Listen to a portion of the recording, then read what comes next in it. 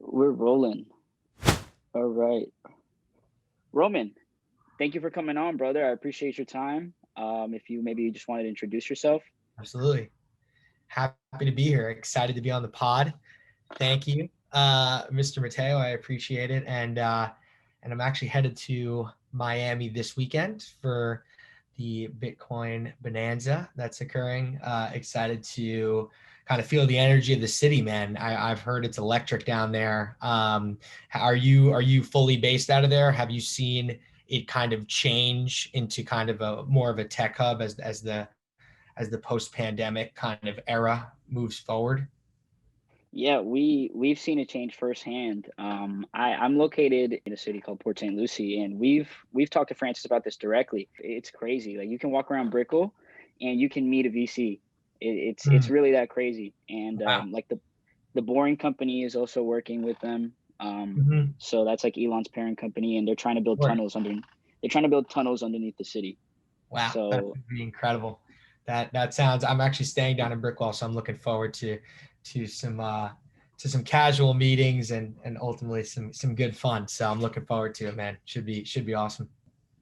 yeah. So how did you get into Zed Run? Yeah, that's a great question.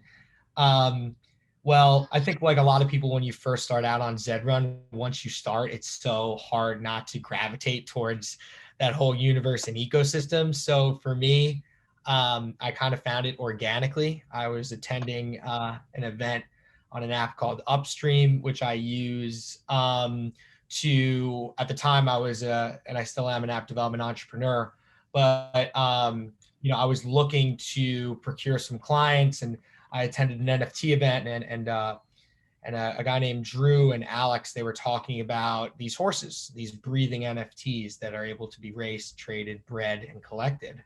And I thought that sounded really different than anything I had looked at into before. I was a little late to Top Shot. I was carrying my GME bags, after the January spike. I didn't get out, and I was kind of down on myself. And I decided to go ahead and take a risk and buy some of these horses. And man, within 3 weeks, my money had tripled, right? And I was like, oh my God, there's something here. And I did it again, and then another 3 weeks, and the money was even better. So I ended up spending a lot of time on the Discord, learning the ins and outs of the game. And when you end up finding, something you're passionate about, sometimes things work out in a way where I reached out to Chris, our co-founder, Chris Laurent, and I told him that I knew they were scaling, and if they would have me on board, it'd be an honor. And they took me up on it, and the rest is history. So it's definitely been a fun ride to start out with. No, that's awesome, man. And so, what is Zed Run Mm-hmm. exactly? Yeah, that's an amazing question. So Zed Run is a um, Zed Run is an NFT horse racing game. It is a place where you can race, collect, trade, and breed horses similar to real life. It's kind of one of a kind in its experience because it's a breathing NFT. And when I say that, I mean that it's a yield bearing asset that can generate, unique offspring, which is something that is pretty, cutting edge in terms of the technology realm. And beyond that, it's just fun to get out there on the racetrack, man. So you have your horse, you have a stable. We've had people obviously, kind of position it as the first NFT esport, and stables really making an investment to kind of come in and be that champion horse kind of stable. And it's a lot of fun to watch, man. So it's beautiful. This app, it's bringing in crypto and merging it with the billion-dollar industry. The horse racing industry is actually one of the oldest sports. Like just horse racing in general is one of the oldest sports known to mankind. So it was developed somewhere around 8th century BC and 6th century AD. Just to give you guys an idea, that is like the classical antiquity period, like ancient Greece and ancient Rome. Like the times are like Homer in the Odyssey. Like horse racing has been a sport that's been celebrated. Yeah. Yeah, I think that's part of the draw of Zed Run. It's one of the oldest sports. It's very easily understood, and it's kind of primed for innovation, right? It's kind of this bridge into what does horse racing look like in the future, which is which is an exciting proposition, easy to understand, and really kind of fun to watch these digital beasts. Like, I call them beasts, but they're majestic animals. Like you mentioned, like 55 miles per hour. Like, I'm like shaking at that. Especially the jockeys, they weigh probably 55 pounds. So the fact that they're on there and just holding on for dear life is pretty fascinating. But we modeled our horses after real horses. We wanted to keep the integrity of kind of the beauty of the animal and the natural form and kind of re-envision it. What does it look like on novice earth in the future, in a parallel universe? So I think people don't really understand how big of a deal this is, because the horse racing industry alone brings in $39 billion. Just to put that in perspective, 3 to 5 billion of that comes directly from just the racing track industry. So like the people who build the tracks and work yeah. on the they bring in $3 to 5 billion on the fucking. So if I'm new to crypto and NFTs, how do I start? I see the horses on social media. Maybe a friend sends me an article or I see something on YouTube. How do I get started? So the best way to get started is to follow our Discord. So we have a Zed Run Discord where that is kind of the beacon of knowledge for a lot of our beginners begins there. We have such a rich community of Zed trainers and people who are very familiar with the ins and outs of the platform that do a great job at communicating how to get started. And beyond understanding, how best to run my horse and where should I run it and what makes my horse better than another horse and the gene pool of a horse, beyond all that, just to get started and get yourself a horse, we do it in drops. So users can set up their MetaMask account and connect it to Zed website, or they can use their email. And from there, they'll be notified when there's a drop. And when there is a drop, it's freaking bananas, man. Everybody's trying to get their hands on these horses. It's similar to any Black Friday event you've ever gone, except this is, 100,000 people at once and from the comfort of your own home. There are 38,000 Genesis horses ever to be minted, and the rest of the horses in the ecosystem will be bred from those horses. So there is a premium on getting a horse at drop prices. That's a Genesis horse. And the horses are listed Z1 to Z10. Z1 to Z2 are Nakamoto, Z3 to Z5 are the Zabos, Z6 into Z8 is the Finnies, and then Z9 and Z10 are Buterins. I actually think I numbered those. I'm one off on the Finny Buterin coming down from Zabo. But regardless, there's a hierarchy of rarity for the different bloodlines that really get people excited about starting. So the best way to get started is follow the Discord and get notified when the next drop is, and try to get your hands on a pony. It is a feeling like no other. So how does that work? I send the Ethereum can I use it directly from MetaMask on the Zed website, the Ethereum, or do I? Because I know. So let me walk. Yeah, I'll walk you through it a little bit because it can get muddled, and there we get a lot of questions about this. So basically, we're an Ethereum-based platform, but our prices are based in USD. So you buy your Ethereum from Coinbase and you transfer it to your MetaMask. From there, on our Zed website, you deposit it into your Zed balance, which basically just means we wrap your Ethereum so you can buy it directly on Zed. That way, you don't get charged outrageous gas fees. You will get charged for a conversion fee, but trust me, we used to have it in Ethereum and people would try to buy horses on the drop. And instead of getting horses, they just get charged with the gas fee and there wouldn't be any horse at the end of their shopping cart. So that's the reason why we made that change. And it's a good kind of lesson in crypto. Obviously, this is we have a lot of first timers coming on board with their first kind of foray into crypto. So we're trying to make it as easy as possible for people to get involved in the platform. And this is one of those ways to ensure that people don't get charged ridiculous amounts. I mean, we have no control over the actual individual gas fees, but the basic way we do it is transfer Ethereum into your MetaMask and use our website to wrap the Ethereum and then buy our product on OpenSea or directly from our website, actually, on the drop. We designed some fun ways to try to get as many people as involved and new horses out in the ecosystem to new users and new wallets. But the basic 3-step process is create a MetaMask account, link it up with your Zed profile, deposit Ethereum, and then wrap the Ethereum. And then when the drop comes, just get your fingers ready and get clicking. And the prices for the horses range from about $150 for a Z10 all the way up into 37,000 for a Z1. So if I don't get one on a drop, I know you can buy it on the market. Okay, so I had a great drop. I got a horse. You mentioned breeding and you mentioned characteristics of the horse. So I get a horse. What are the differences? What are the differences between? So I get a horse and there's a male, and now I got a horse and there's a female. And the concept of breeding. I'll run you through the Zed 101. Talk a little bit about the attributes of a horse, what makes a great race, what makes a great racehorse, what the difference is for breeding and such. So, like I'd mentioned, there's 4 different bloodlines: Nakamoto, Zabo, Finian, Buterin, and basically those are the differentiators for the kind of the percentage of desirable traits that you have in an ideal racehorse. So the Nakamotos have a specific kind of gene line that lean a little bit more to the possibility of kind of creating a dynasty and a lineage. So what does that mean? So it basically means that you have a horse and you're racing it in classes versus other horses, and it has a specific genetic composition, and your horse may be a great sprinter. It may be great in the 1400. It may be great in the 1600. Basically, the way you can check on that is by watching your horse's races, figuring out where it excels, where it lags, and trying to maximize where the talents of your horse lie to get a positive ROI. And it's not to say that just because you don't have a good Nakamoto, or just because you have a Nakamoto, doesn't mean it's going to be an insane horse, right?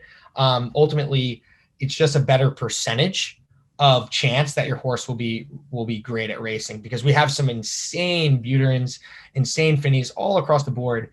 And understanding what makes a great racehorse and seeing the statistics of win percentage and number of races raced and the odds the horse has, they all combine into what makes a great breeder as well. So if you have a horse that is an amazing racer and it's a mare, which is basically a female horse that hasn't mated yet, or actually that's a filly, excuse me. A filly is a horse that hasn't mated yet. That's a female. A mare is a female horse that has mated.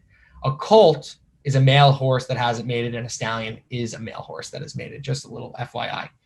So if you have a colt that is an amazing racer, and you have a filly that is also a pretty good racer, you'd kind of want them to, breed, right? There's an entire breeding ecosystem built around stud fees, and you can go on and breed your colt 3 times and your mare once and per month, and it resets. So that's another aspect that gets really, really cool. And as you breed, you can cross bloodlines, and you can try to kind of dominate or corner a certain part of the market based on a specific lineage. I think there's a fact out there in real horse racing that, of the millions of horses ever raced, they can all be tracked to one stud. That's like an amazing racer. So we have some amazing horses in our game, like Breathless Edge and Ducky Malin, that I know that the bloodline is very important to keep pure. So, I hope I didn't lose you in the woods somewhere. I tried to give you like a brief explanation of how it works. Yeah. That was perfect. And I know, so just following that, if I breed, there's a process, right? Because I've been reading into it, and there is a stud, what would you call it? A stud, stud farm or stud feed. So there's a stud farm. So there's a process to breeding them differently. And so if you breed a female horse, that's where you would get a horse back, correct? Where you're basically cloning your original horse, versus a male. Just so I'm correct, people pay to breed with your horse. Is that correct? Right. Yes. So basically you put your horse up to stud, just like in IRL, and people can pay to breed with your horse. And that's why when you have a really great racer, it becomes a yield bearing asset that we've had people, start basically a career full time, breeding these stables out and making a couple of Ethereum a month based on their horse. And, those prices are only going to go up because, you have people collecting Genesis horses, leaving them unraced as a strategy in order to kind of hold and be bullish on the project as a whole. But ultimately, a lot of people race those horses, as they should, to see really what they have. And ultimately, if you do have a really great racehorse, it can become an immensely valuable NFT asset, especially in when compared to the ecosystem at large. We have a lot of utility built into the platform, Right. which really is a differentiator for Zed. Right. I completely agree, as I believe the top 5% valued horses in the market are all like the best race horses, Yeah, exactly. regardless, right, regardless of the genotype or origin of the horse. The best performing horses are the most valuable at top of the market. So Right. that being said, I know also when it comes to the value of your horse, right? I just got my horse. The coat matters as well, right? Totally. So basically, there are three thresholds of rarity when it comes to the color. There's super rare, rare, and common. Common coats are obviously the kind of least scarce when it comes to the ecosystem at large. But the coats come into, you have amazing super rare colors that, are kind of glisten, and they're beautiful horses. But coats don't directly translate to performance. They are more cosmetic. Beyond that, the the I should say the impact coats have come in the breeding cycle. So basically, if you have two of the same coats, there's a chance that you could get a super coat, which is a really, really kind of cool thing to get. It's a mark of a really expensive and beautiful racehorse. And beyond that, if you there are a number of different kind of genetic kind of lotteries you're entered into when you combine two different coats for the horses. So, for example, I have a goldenrod filly named Le Horse, or I did Nice. at one point when I was collecting. Yeah, and you know, I since have seen that horse kind of, meander from being a good racehorse to instead being a focus on breeding because of its goldenrod coat. So, some people love kind of the darker colors. I go to more of a flashy, I gravitate to more of the flashy colors for the horses. But yeah, the coats are a fun and kind of interesting way to get a little bit deeper into the genealogy and how it transfers from horse to horse. But, it's worth mentioning that beyond just the coats, we're introducing skins into the game too. Okay, cool. I'll definitely I'll come around, and that's new. So that's awesome. Skins. Yeah. Thank you. Yeah. No, that's beautiful. So I have the horse that I want. I bought one. I understand the colors. I understand the breeding. How do I go about racing the horse, the actual horse? I want to start playing. What's my Yeah. first step?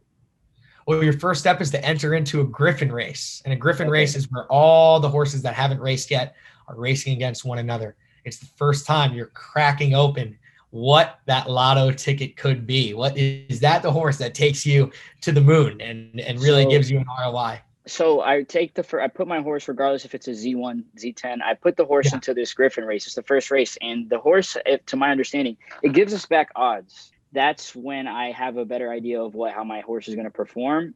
Well, it's worth mentioning that the odds system is kind of being changed, or we're scaling back the Okay, current odds system in preparation for something new.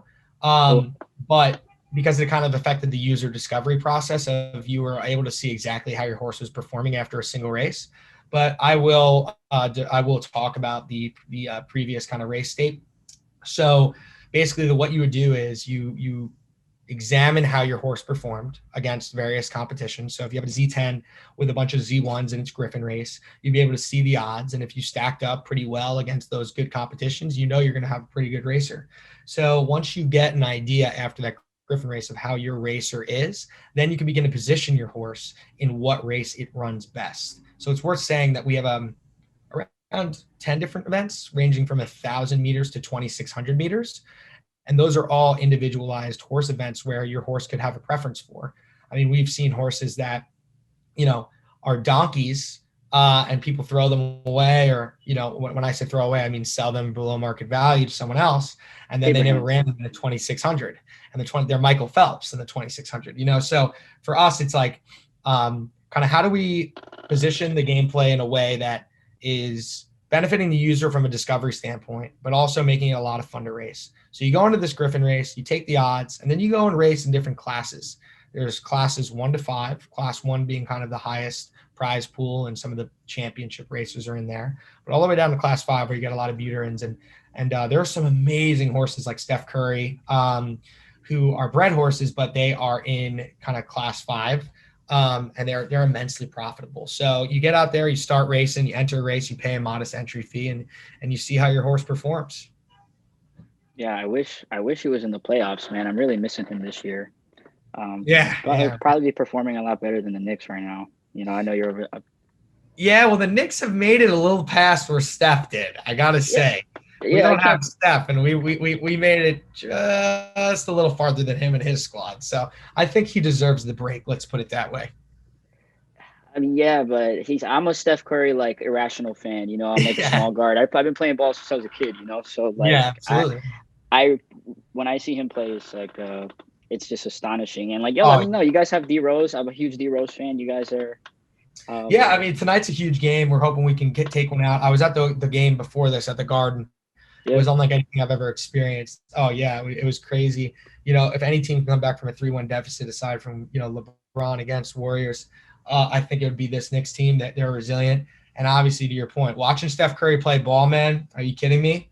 It's like it's like he's playing a different sport. I mean, he's like one of the most influential players of all time. So, you know, he'll get his due. He's going to be back next year. They got Clay. They'll probably get a superstar, Flip Wiseman. So I'm not worried about Steph. I don't think he's done quite yet. I don't know. I mean, that's bold, Roman. That's bold saying they're going to come back. I don't know. I'm saying that if any team has a chance to, it'd be this team. Absolutely. Okay. I didn't know. I was going to say, I'll take the under on that one. Because, Trae Young is nice. Well, let me double down. Knicks in 7, double down, Knicks in 7. Right. So now, wow. Yeah, I'm doubling down on that, but we'll see. I could be made the fool, which I probably will be, but that's the life of a Knicks fan. We're riding or dying. I don't care. Yeah, I think Gary Ferraro is having the same problems with that right now. you know, with the Knicks. He's been raging all over Twitter. So yeah, he was on our Zed TV show. I interviewed him last week. He's an amazing spokesperson in a way for Zed. He has his horses and stables that he loves, and beyond that, he's a real freaking Knicks fan. So shout out to Jerry. We love you, man, and keep bearing the flag and rocking with the Knicks. Yeah, man. I mean, that's a big point as well, and I think we can just dive back into Zed with this. There's celebrities playing this game. I was a big fan of Entourage, and I see Jerry playing the game. Yeah, absolutely. So basically, you know, we've seen NFTs cross over into the mainstream zeitgeist in a lot of different ways, from NBA Top Shot all the way down to, you know, a bunch of ancillary brands that have tried to find ways to get involved in this quote unquote metaverse. And that's no different with Zed, man. When you go and you see the ecosystem that we've created, it's luring in a lot of different ways. It's a way to connect with community. It's a way to adopt a new technology. It's a way to invest in a dynamic marketplace. And beyond that, it's a place to have fun. So for us, it's no surprise that a lot of celebrities are being onboarded onto the platform, and some of the brands that we're partnering would blow your mind. It's exciting.